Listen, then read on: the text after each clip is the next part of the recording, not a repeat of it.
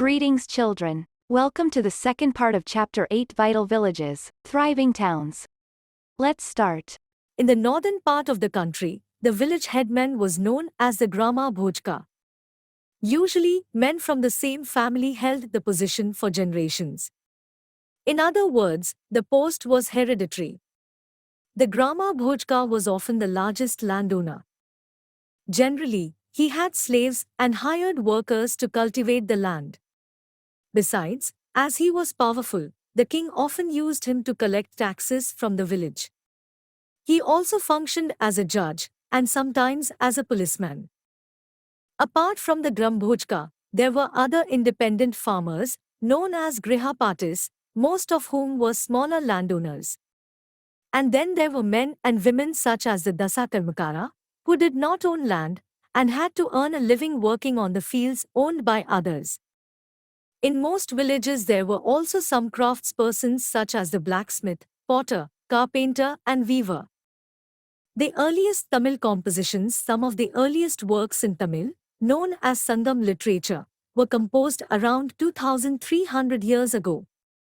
These texts were called Sangam because they were supposed to have been composed and compiled in assemblies, known as Sangams, of poets that were held in the city of Madurai. See Map 7, page 105. The Tamil terms mentioned above are found in Sangam literature. Finding out about cities, stories, stories, stories, travelers, Ellis, sculpture and archaeology. You may have heard of the Jathakas. These were stories that were probably composed by ordinary people, and then written down and preserved by Buddhist monks. Here is part of a Jataka story, which tells us how a poor man gradually became rich. The Clever Poor Man. Once upon a time, there was a clever poor young man who lived in a city. His only resource was a dead rat.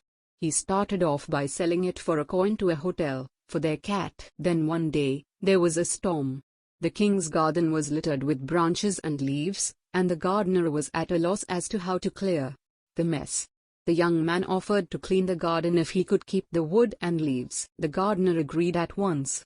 The young man rounded up all the children who were playing, with an offer of sweets for every stick and leaf that they could collect. In no time, every scrap had been neatly piled near the entrance. Just then, the king's potter was on the lookout for fuel with which to bake his pots. So he took the whole lot and paid the young man for it. Our young man now thought of another plan. He carried a jar full of water to the city gate, and offered water to 500 grass cutters. They were pleased and said, "You have done us a good turn. Tell us, what can we do for you?" He replied, "I will let you know when I need your help." He then made friends with the trader. One day, the trader told him, "Tomorrow, a horse dealer is coming to town with 500 horses." Hearing this, our young man went back to the grass cutters. He said, "Please give me a bundle of grass each, and don't sell your grass till mine is sold." They agreed, and gave him 500 bundles of grass. When the horse dealer could not buy grass anywhere else, he purchased the young man's grass for 1,000 coins. List the occupations of the persons mentioned in the story. For each one, try and decide whether they would have lived A. Only in the city, B. Only in villages, C. In both cities and villages. Why do you think the horse dealer was coming to the city? Do you think women could have taken up the occupations mentioned in the story? Give reasons for your answer. Answer: the occupations mentioned in the story are hotel owner, lived in the city; gardener, both in the villages and city; potter, lived in the villages; grass cutter, villages; horse merchant, trader, both in the villages and city; trader, city.